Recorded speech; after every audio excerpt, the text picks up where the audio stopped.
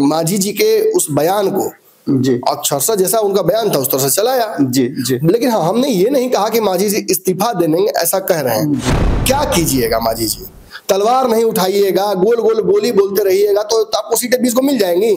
कोई welcome mat नहीं बिछाया गया है। किसी ने ये तक नहीं कहा है कि मांझी जी सम्माननीय आएंगे तो हम उनके बारे में सोचेंगे।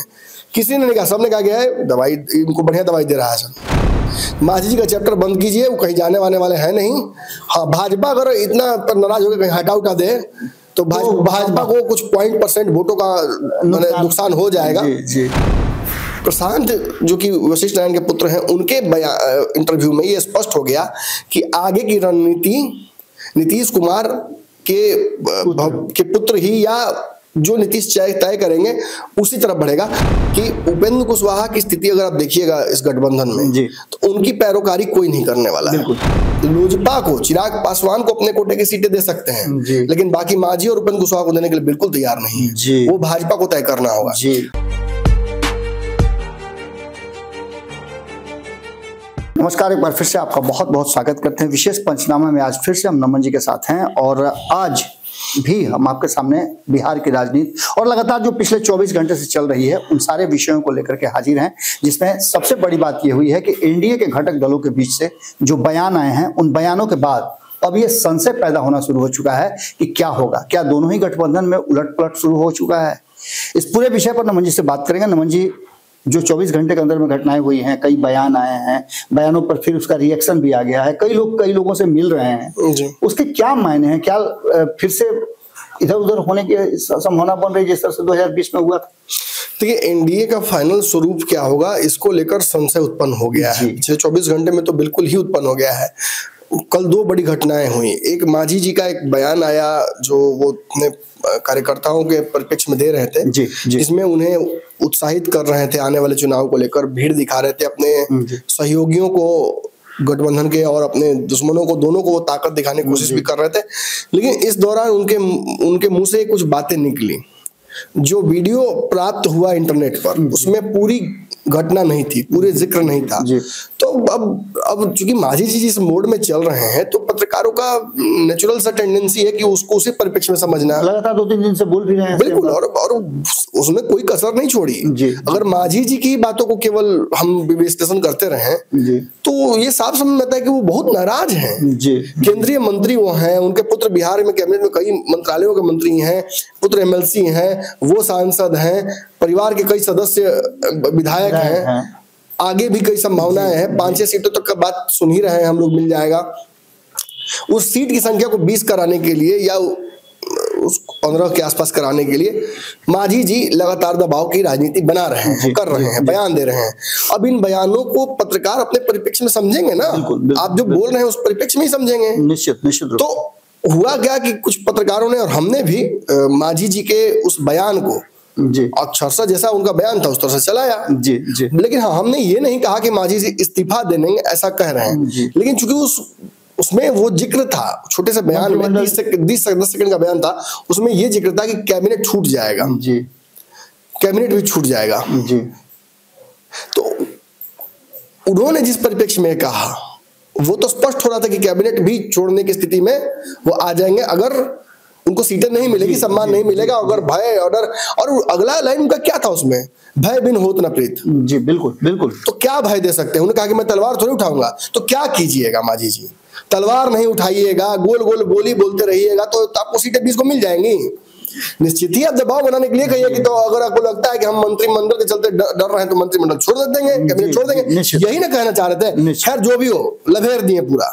उसके बाद उनके प्रवक्ता है, जब उनको समझ में आ गया और मांझी जी की खबर है कि दिल्ली जाना ही पड़ेगा उनको, ये खबर अब देखिए जनरल परसेप्शन तो यही बना बिहार में कि अमित शाह ने बुला लिया, बयान के बाद उनको बुला लिया। अब बहुत हो रहा है, अब आइए। अब मांझी जी चले भी गए, लेकिन उनके प्रवक्ता फिर आए इस पूरे घटना में पीछे से। जैसे कि पिछले बार बयान दिए थे तो उनके पुत्र उसका रफू किए थे, खंडन कहां से कोई कर देगा, रफू किए थे। और कल प्रवक्ता महोदय भी रफू करने के लिए आए, जिसके बाद उन्होंने ये कहा कि भाई पूरा परिप्रेक्ष्य ही गलत समझ में आ गया लोगों को, कहानी कुछ और थी, कुछ और समझ में आ गया। उन्होंने कहा कि पत्रकारों को भी हम दोषी नहीं ठहराएंगे, चूंकि बयान ही इतना ही आया था जिससे लगा कि वो यही कहना चाह रहे हैं। जी जी, ऐसी कोई बात नहीं है, हम मजबूती से मोदी जी के साथ खड़े हैं, कोई ऐसी बात नहीं है।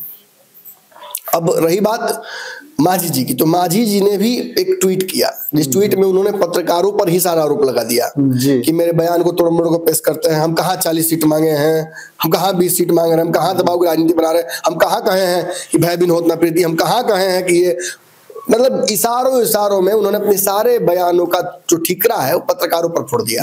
हम ही लोग मुंह में उंगली लगा के बुलवा रहे हैं, उनसे AI से जनरेट कर करके वीडियो हम लोग चला रहे हैं। जो भी हो, मांझी जी ने कहा कि भाई प्रेस सलाहकार समिति तक जाऊंगा, राष्ट्रपति तक जाऊंगा, हो सकता है कि वर्ल्ड ट्रेड सेंटर तक पहुंचूं, किसी तरह से इस मामले को विश्व के उच्चतम न्यायालय तक लेके जाऊंगा और पत्रकारों को उनकी राजनीतिक हैसियत दिखा के रहूंगा।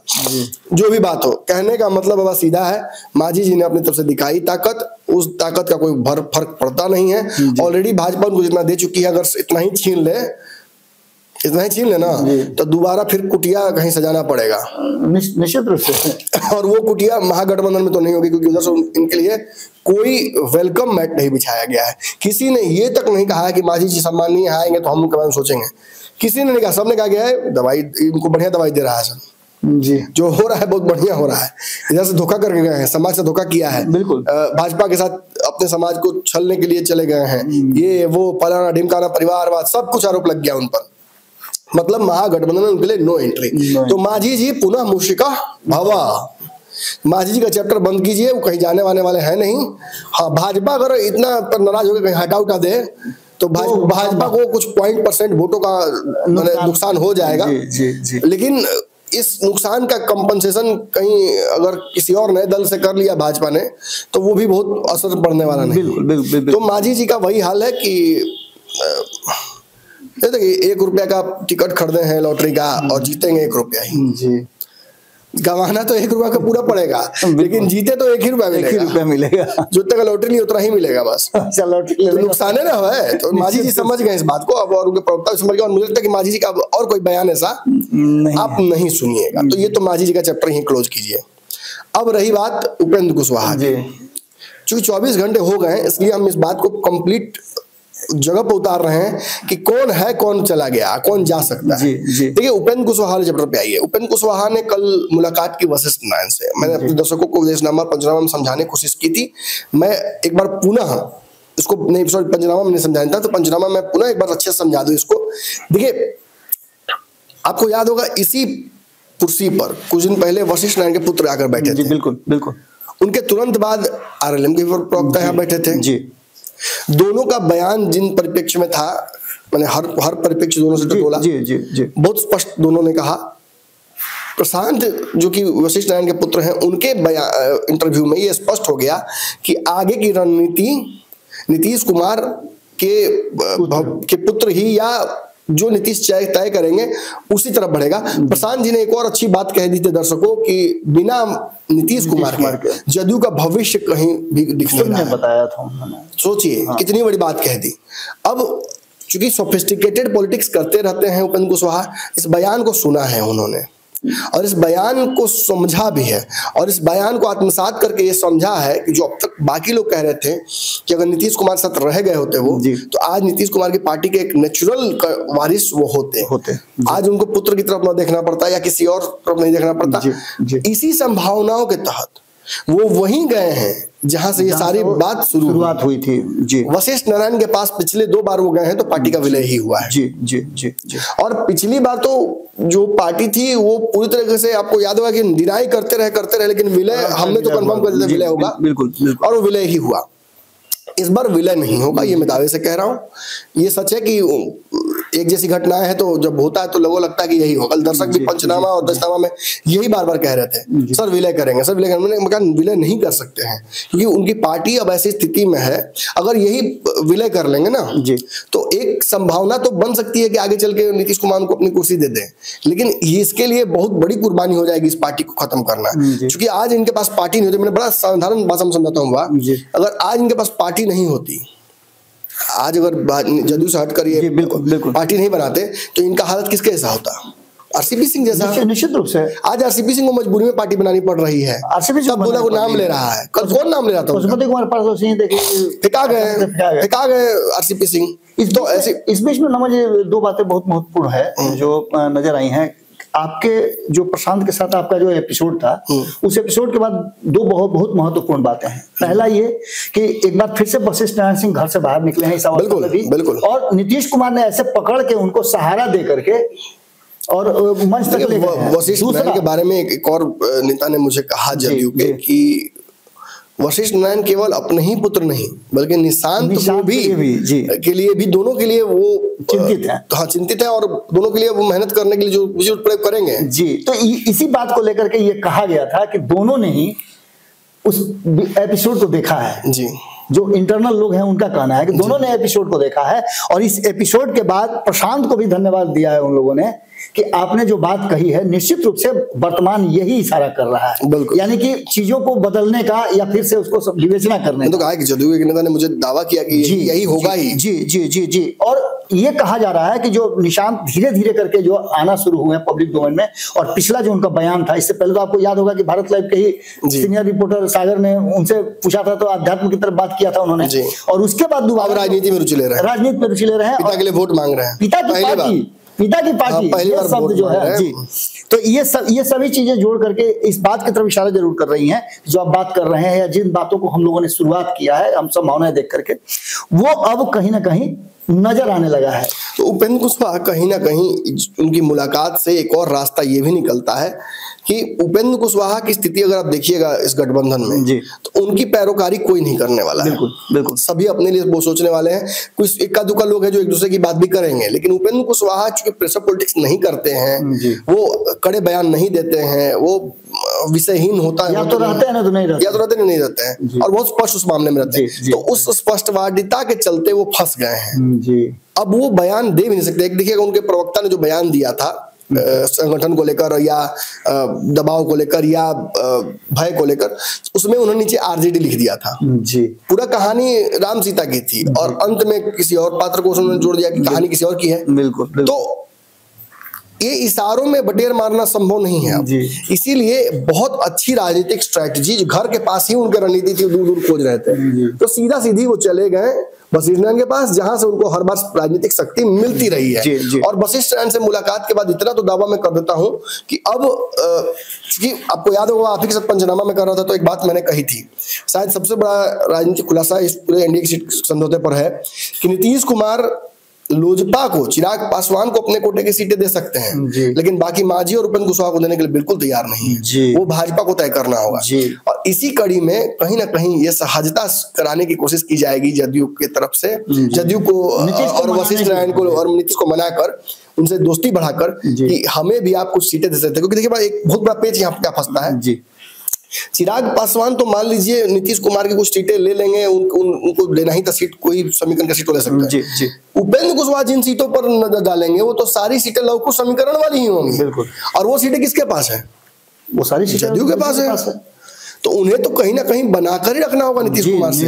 अगर 2-3 सीटें भी बढ़वानी है या 2-3 उस कोटे की सीटें चाहनी है तो वो नीतीश के चाहने पर ही होगा। और अभी आपको पता होगा कल 23 तारीख है ना जी, कल 23 है ना जी। तो कल ही उनकी जदयू से एक एमएलसी रामेश्वर महतो आरएलएम में जाने वाले हैं, एक्स एमएलसी जी।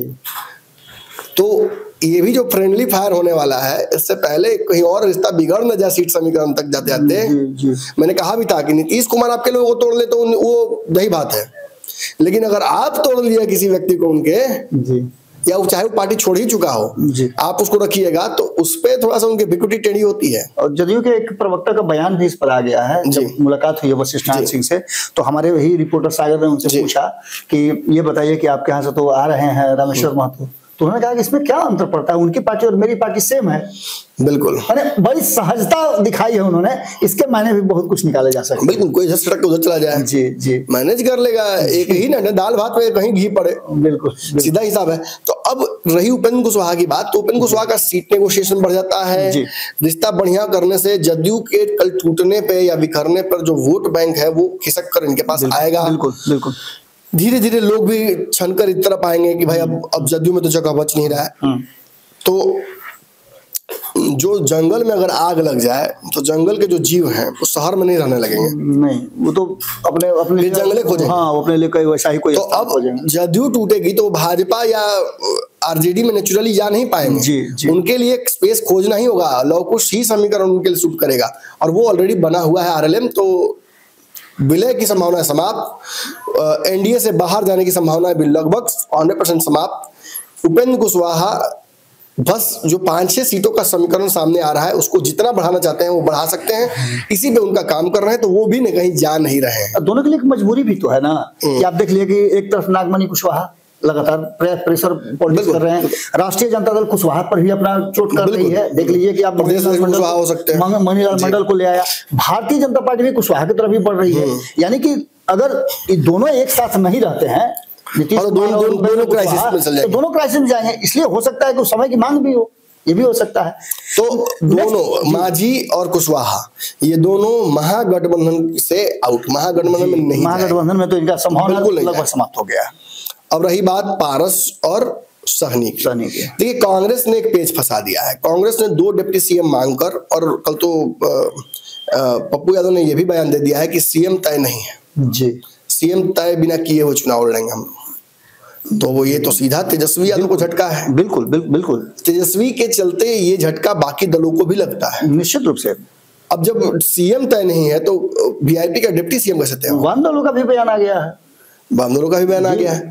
अब रही बात सीटों के समझौते की, तो वो भी मोनोपोली नहीं होगा। राहुल गांधी ने कह दिया है सिस्टम से काम होगा जो भी होगा। बिल्कुल। तो वीआईपी के लिए भी थोड़ा सा ये चिंतनीय है, क्योंकि वीआईपी 30-40 सीटों के आसपास कहीं चाहती है जी, निश्चित। चिराग से थोड़ा सा ज्यादा सीट चाहती है, और वो उसको एनडीए में तो मिलने वाला है नहीं, तो वो महागठबंधन में इसीलिए है। अब रही बात तेजस्वी के साथ सामंजस्य तो बढ़िया बैठ रहा है मुकेश सहनी का, लेकिन ये कितने दिन चलेगा इस वर्तमान परिस्थिति में, ये बड़ा संशय उत्पन्न करता है। जी, निश्चित। और खासतौर पर जब अमित शाह ये बात कह देते हैं कि पत्रकारों से पूछते हैं कि मुकेश सहनी के आपके पास आ रहे हैं, क्या एनडीए और बड़ा होगा, तो उनका कहना है कि बिल्कुल बात होगी जी। जब ये बात वो कह देते हैं तो इसके बाद इशारा स्पष्ट है कि मुकेश सहनी अगर कुछ कम सीटों पर एडजस्ट कर लेंगे तो उनके लिए भी संभावना इस तरफ खुली हुई है, रास्ता खुला हुआ है।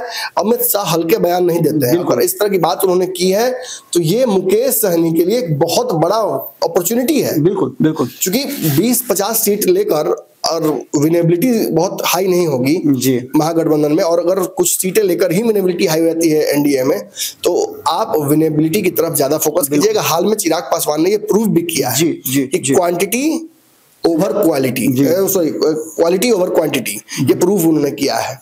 अब रही बात मुकेश सहनी के इधर जाने की, तो मैं आपको दावे से कहता हूं मुकेश सहनी के लिए दोनों रास्ते खुले हैं। मुकेश सहनी के दोनों हाथ में लड्डू हैं।